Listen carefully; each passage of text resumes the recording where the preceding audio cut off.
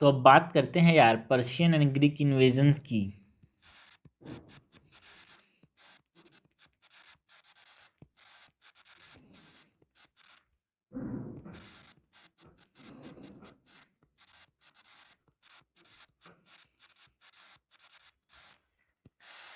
Persian and Greek invasion की बात करते हैं। सबसे पहले तो हम बात करेंगे अबाउट दी पर्शियन इन्वेजन।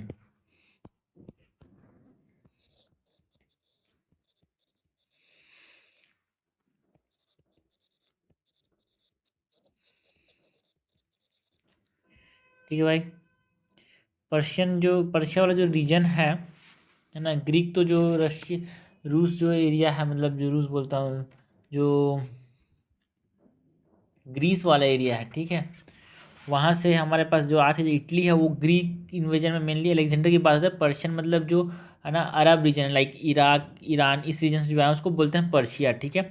जो पर्शियन गल्फ बोलते हैं ना वहाँ से, तो उस रीजन में जो है उसको वहाँ से जो लोग आए उनको बोलते हैं पर्शियन इन्वेजर्स, ठीक है। पर्शियन इन्वेजन के अंदर हम बात करते हैं अबाउट साइरस की, हम बात करते हैं अबाउट दी डेरियस, हम बात करते हैं अबाउट दी जर्सीस की, ठीक है। सो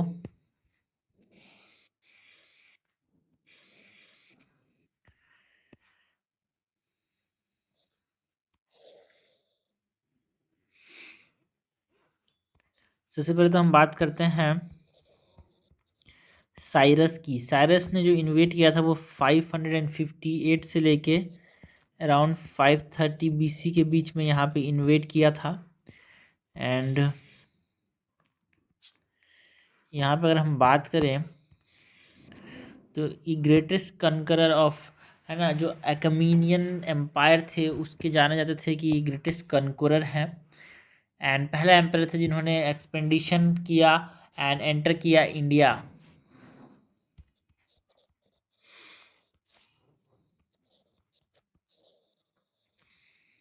ग्रेटेस्ट कॉन्करर ऑफ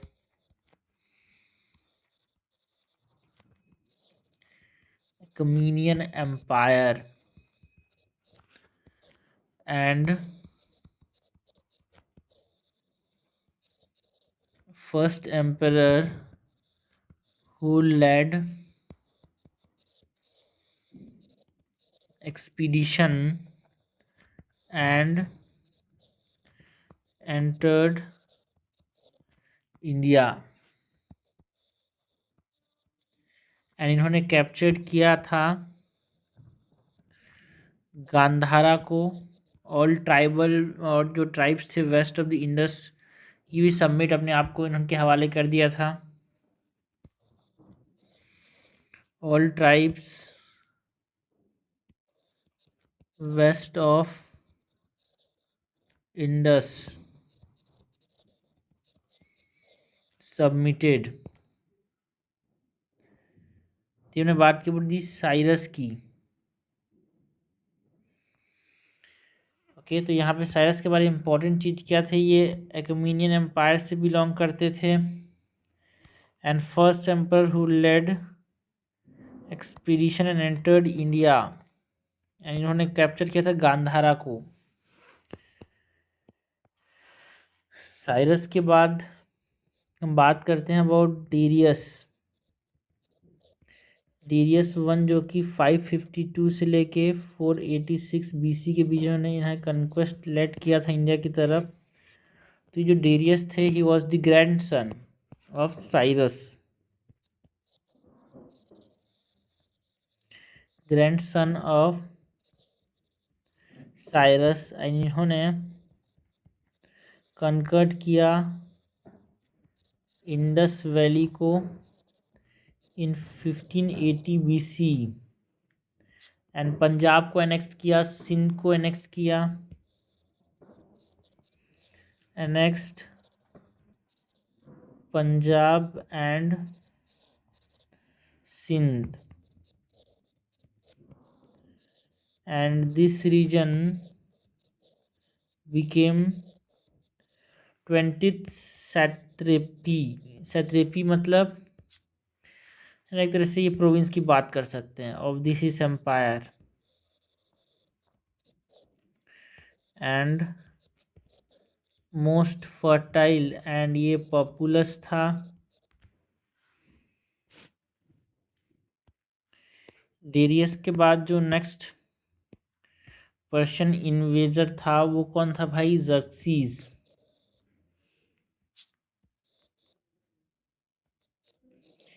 जिसने इन्वेट किया था बिटवीन 465 टू 456 BC। एंड इसके अंदर जर्सीज की बात करें तो इसने यूटिलाइज किया इंडियन प्रोविंसेस को to strengthen his position. Utilised his Indian province to strengthen his position and deployed Indian infantry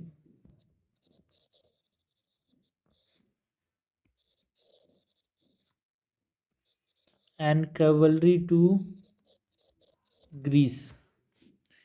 है ना, इन्होंने इंडियन इन्फेंट्री को भी एक तरह से ग्रीस के अंदर इंक्लूड किया, डिप्लॉय किया। And after his failure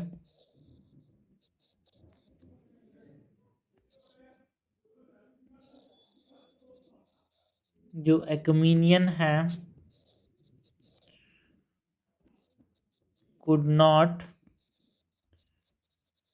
followed Indian policy. इनके फेल होने के बाद जो है कमीनियन जो फॉलो मतलब साइरस, फिर डेरियस वन, उसके बाद जर्सीस। इसके फेलियर के बाद जो है इन्होंने जो कमीनियंस थे इन्होंने Indian forward policy, forward India policy को फॉलो नहीं कर पाए यार। And it is evident that control of Persian, है ना, एक तरह से वो आई, है ना, अलेक्जेंडर ने भी इसकी तरफ देखा इसकी वजह से। सो इनकी वजह से it is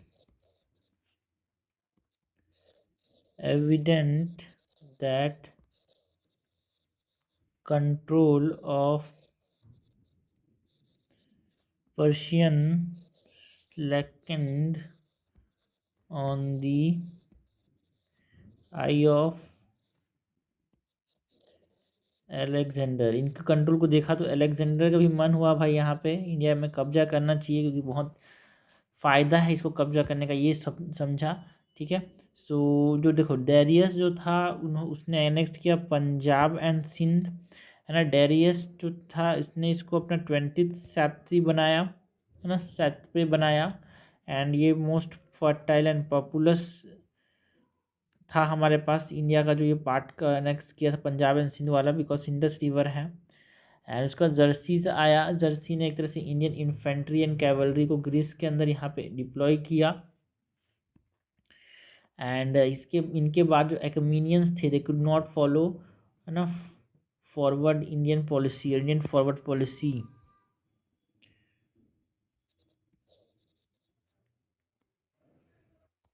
okay, and jerseys की बात करें तो इसकी वजह से यहाँ पे कंट्रोल ऑफ पर्शियन जो था उसने एक तरह से अलेक्जेंडर को भी प्रोत्साहित किया कि इसको इंडिया को अटैक करना चाहिए।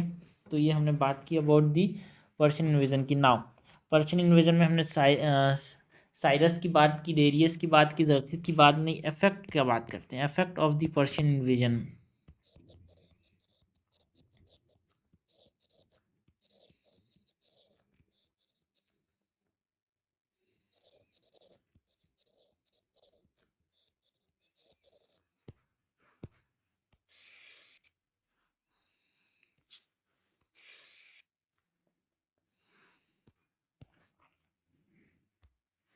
इफेक्ट ऑफ पर्शियन इन्वेजन के अंदर हम बात करते हैं यार क्या क्या प्रभाव पड़ा पर्शियन इन्वेजन का।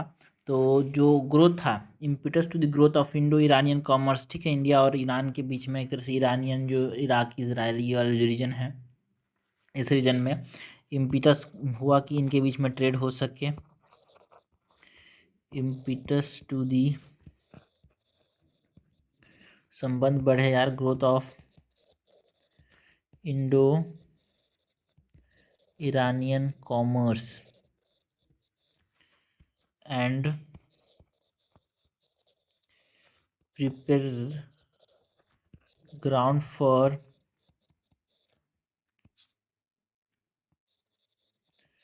अलेक्जेंडर इन्वेजन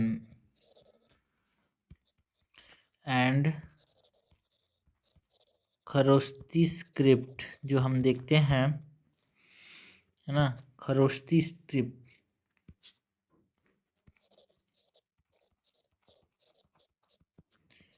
ये जो स्क्रिप्ट है of Iranian, it became popular in northern western India, जो कि हमको अशोकन जो एडिक्ट हैं वो भी इस रीजन के जो सम अशोकन एडिक्ट हैं वो भी इसी लैंग्वेज में, इसी स्क्रिप्ट में लिखे गए हैं।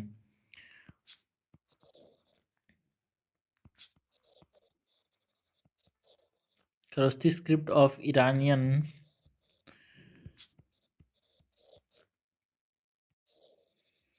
became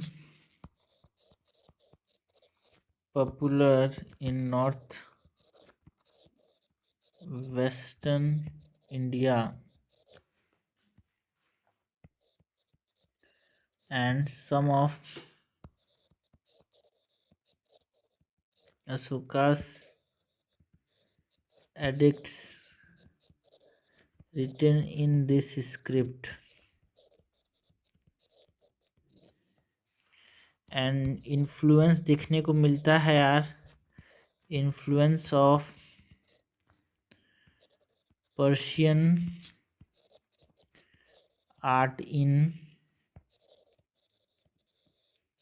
मौर्यन आर्ट, लाइक जो मोनोलिथिक पिलर है of Ashoka and the sculptures जो देखने को मिलते हैं उनके ऊपर, तो वो इन्फ्लुएंस है फ्रॉम दी पर्शियन आर्ट यार।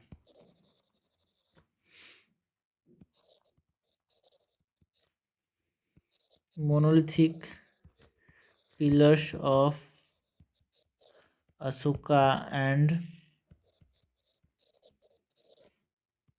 sculptures found on them।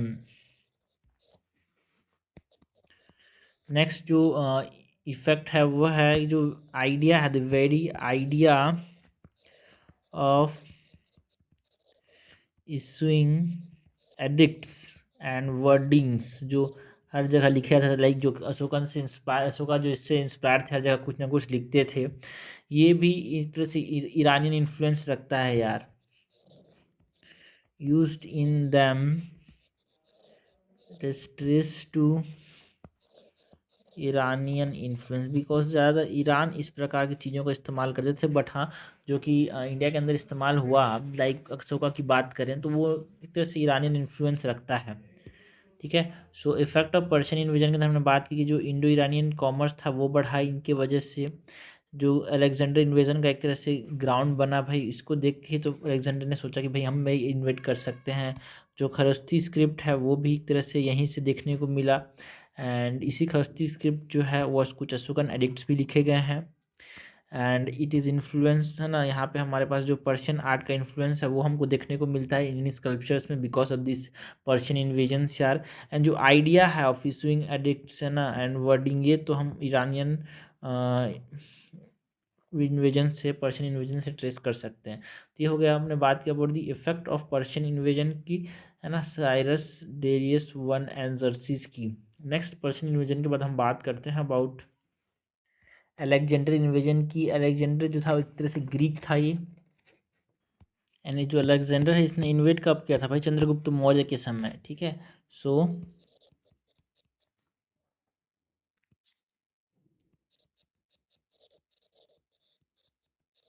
Alexander's invasions of India की बात करें तो ये हमारे पास 327 to 325 BC देखने को मिलता है।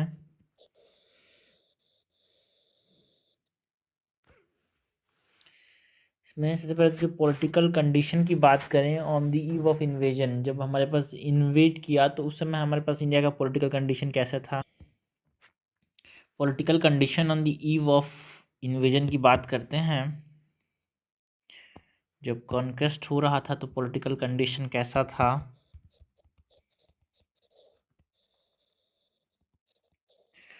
Political condition on the eve of invasion, तो हमारे पास नंबर ऑफ स्मॉल किंगडम्स जो थे नॉर्थ वेस्टर्न इंडिया में वो हमको देखने को मिले यार, बहुत सारे। Number of small kingdoms in north western India,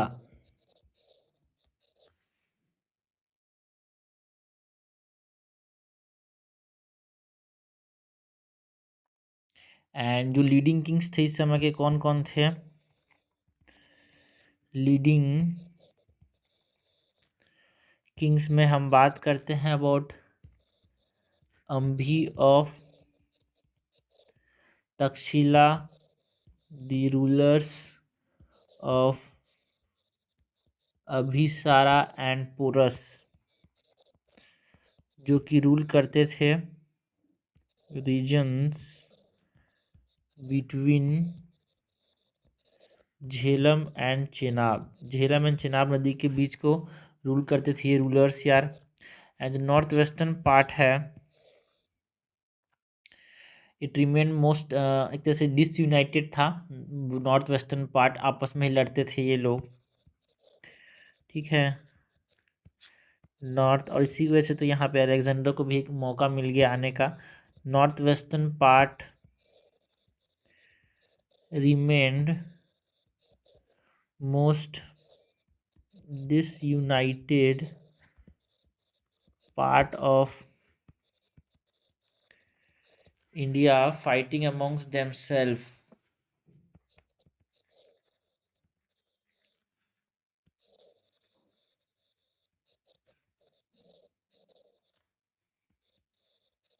okay,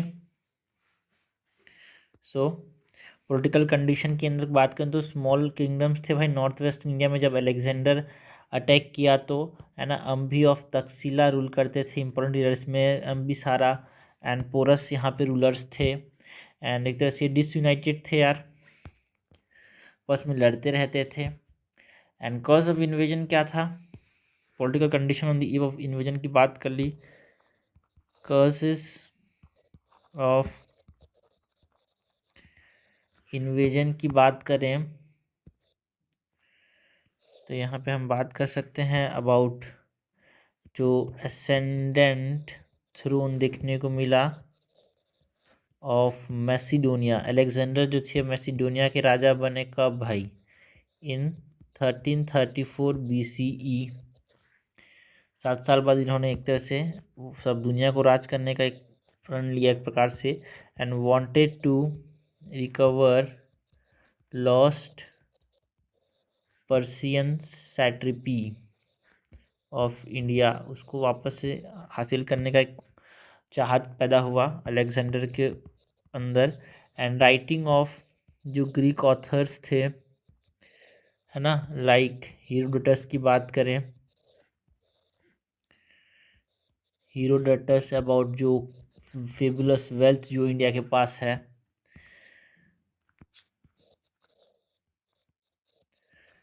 fabulous wealth attracted him and his interest in the geographical inquiry and love for the natural, है ना, दुनिया को एक तरह से देखना चाहते थे, उसके ऊपर भी एक इम्पॉर्टेंट कारण बोल सकते हो। his interest in geographical inquiry and love for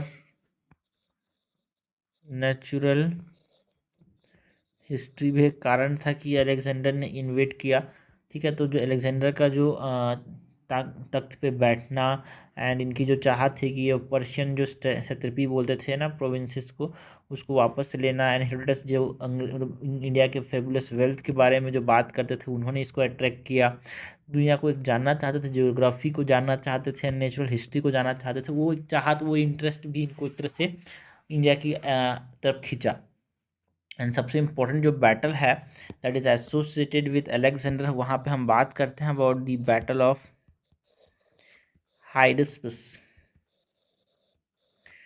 ठीक है, बैटल ऑफ हाइडस्पस के अंदर क्या हुआ, ये कब हुआ था भाई? Battle of Hydaspes February 326 BC में देखने को मिला। एंड इन्होंने क्रॉस जब किया इंडस को एंड वेलकम किया अम्बी ऑफ तक्षशिला ने, तो धोखेबाज निकला अपना ही, तभी तो अलेक्जेंडर आ पाया यार। ही क्रॉस इंडस एंड वॉस, तो जो अम्बी के राजा थे है ना तक्षशिला के, उन्होंने एक तरह से अम्बी जो थे उन्होंने हाथ मिला लिया था किसके साथ? अलेक्जेंडर के साथ, और पोरस के खिलाफ लड़ाई लड़ा भाई इन्होंने। So cross Indus and warmly welcomed by Ambi of Takshashila and after Porus refuse to submit, है ना, उन्होंने हार मानने से इनकार किया। सो अलेक्जेंडर ने क्रॉस किया झेलम। झेलम को क्या बोलते हैं यहाँ पे? अलेक्जेंडर लोग जो है वो इसको हाइडस्पस बोलते हैं। सो जब झेलम को क्रॉस किया तो यहाँ पे लड़ाई लड़ा गया भाई, बैटल ऑफ हाइडस्पस, जो कि प्लेन्स ऑफ खाड़ी में लड़ाई लड़ा गया between the Porus and Alexander. And the famous battle of Hydaspes took place in the plains of कादी। ऑल दो पोरस जो थे यहाँ पे हार गए, ठीक है, ऑल दो पोरस है ना, तो स्ट्रॉन्ग आर्मी थी इनके पास, फिर भी हार क्यों गए? बिकॉज किस्मत अलेक्जेंडर के साथ था। इसमें बहुत सारे एक तरह से हाथी थे, वो हाथी पानी गिर गया, दलदल मतलब मिट्टी में धंस गए। सो ऑल दो ORS has a strong army he lost, but the battle was well contested। धोखेबाजी से नहीं लड़ता था यार, ये अलेक्जेंडर की खास बात थी, ठीक है।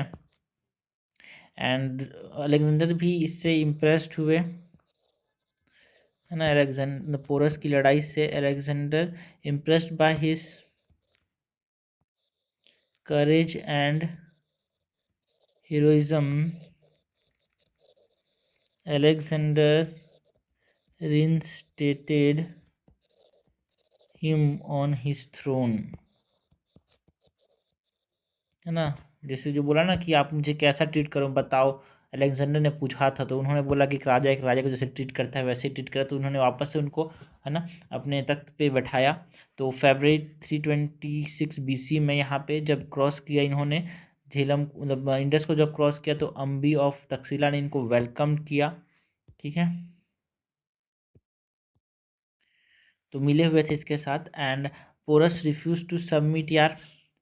तो बैटल ऑफ हाइडस्पस, हाइडस्पस मतलब झेलम को हाइडस्पस बोल रहे हैं, तो प्लेन ऑफ खरी के अंदर ये लड़ाई लड़ा गया। एंड पोरस जो थे वो यहाँ पे हार गए, बट हाँ बहुत जान लगा कि इन्होंने लड़ा, ठीक है। तो इन्होंने बात की बैटल ऑफ हाइडस्पस की, ठीक है। अगर हम बात करें effect of Alexander invasion, Alexander का जो इन्वेजन था, सो क्या क्या प्रभाव पड़ा यार। बाकी इनकी आगे नहीं बढ़ पाया यार इससे, क्योंकि इनकी जो आर्मी थी वो थक चुकी थी लड़ाई लड़ते लड़ते, और ये बीमार भी पड़ने लगे थे, इसीलिए वापस लौट गया, ठीक है। सो इफेक्ट ऑफ अलेक्जेंडर इन्वेजन की बात करें, so it encourage political unification of the northern India under Mauryas यार, कि आप अलग अलग रहोगे तो कोई भी बाहर से आदमी आएगा, लड़ के छीन के चला जाएगा, भारत को लूट के चला जाएगा। सो इसने एनकरेज किया unification of north India under Mauryas. और इसी समय यहाँ पे चंद्रगुप्त मौर्यास भी थे, कहे जाते हैं कि कहीं पे यहाँ पे लड़ाई भी लड़ा था इन्होंने अलेक्जेंडर के साथ, and paved way for direct contact between India and Greece. Alexander ने जब यहाँ पे लड़ाई लड़ी तो एक तरह से direct contact between India and Greece के बीच में एक रास्ता बनाया। एंड जो नेवल एक्सप्लोरेशन था अलेक्जेंडर का, increase the existing facilities for trade between India and waste Asia. His naval exploration increase the existing facilities, because trade के लिए तो हमेशा जाते ही थे भाई, इंडिया और ईरान के बीच में अच्छा खासा ट्रेड होता था। तो अब नेवल एक्सप्लोरेशन हुआ तो और भी रास्तों को देखा गया, पानी से कैसे ट्रेड कर सकते हैं, लाइक पर्शियन गल्फ तक जा सकते हैं इंडिया कोस्ट से, वो सब यहाँ पे इंक्रीज वो सब एक्सप्लोरेशन हुआ, उसके से ट्रेड बढ़ा यार। तो ये सब इफेक्ट रहा अलेक्जेंडर के इन्वेजन का, है ना। Political unification of the northern India देखने को मिला under the Mauryas, direct contact between India and Greece देखने को मिला। It increase the existing facilities यार for trade between India and waste Asia. Okay, next जाते जाते जो अलेक्जेंडर वापस क्यों चला गया, मार्च टिल ब्यास तक आया था, आगे नहीं मिल पाया बिकॉज वो सोल्जर्स थक चुके थे, उन्होंने रिफ्यूज कर दिया यार टू फाइट यार।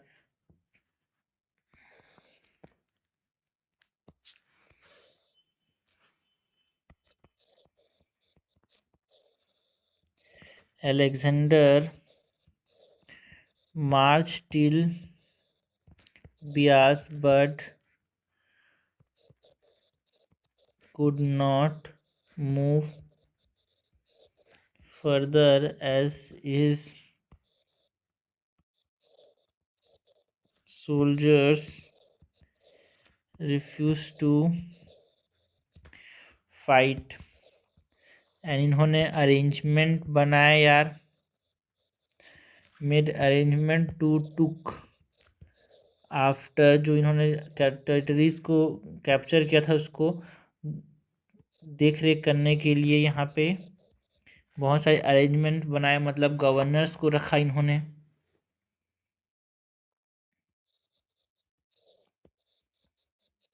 And territories putting them under his governors, ठीक है भाई। एंड ये मरे कहाँ पे भाई, जो अलेक्जेंडर थे, he died in Babylon, died in Babylon on 323 BC because of illness। Okay, तो एक तरह से ये फॉल की बात की भाई। तो यहाँ पे ब्यास तक आया था बट आगे मूव नहीं कर पाया यार, क्योंकि उसके जो सोल्जर्स थे रिफ्यूज टू फाइट, एंड उसको जो जगह को कब्जा किया था उसको देख रेख करने के लिए गवर्नर्स इन्होंने अपॉइंट किया। और उनकी डेथ कब हो गई थी 23 BC में, बिकॉज ऑफ दी बीमारी। ओके, तो हमने बात की about the effect of Alexander invasion, battle of Hydaspes, जिसको झेलम नदी को हाइडेस्पस बोल रहे हैं। तो झेलम नदी को पार करने के बाद जो पोरस के बीच में वो लड़ा गया था और अलेक्जेंडर के बीच में, उसको बोल रहे हैं battle of Hydaspes. Cause of invasion की बात की, political condition on the eve of invasion की, क्यों अलेक्जेंडर इंटरेस्टेड थी इंडिया के अंदर लड़ाई करने, इंडिया के अंदर हमला करने के लिए, इन्वेट करने के लिए, वो सब देखा हमने। तो ये हमने बात की अबाउट द ग्रीक यार। उससे पहले हमने पर्शियन इन्वेजन की बात की, इफेक्ट ऑफ पर्शियन इन्वेजन यार। पर्शियन इन्वेजन में हमने बात की about the Cyrus, Darius one and jerseys की। हमने बात की about the Persian Greek invasions की।